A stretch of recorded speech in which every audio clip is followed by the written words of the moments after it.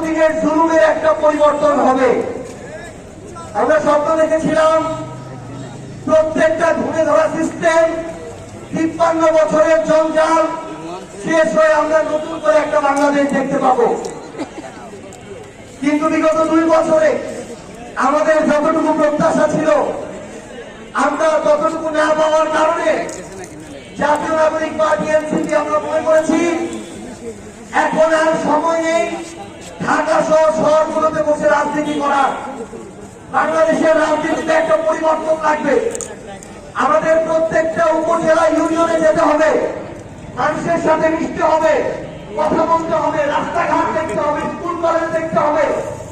আমাদের এই জুলাইয়ের সহযোদ্ধা যারা স্কুলে পড়ে, কলেজে পড়ে, তাদের কথা শুনতে হবে এবং সেই কথাগুলো আগামীর বাংলাদেশের আকাঙ্ক্ষা হিসেবে ধারণ করে আমাদের পূরণ করতে হবে।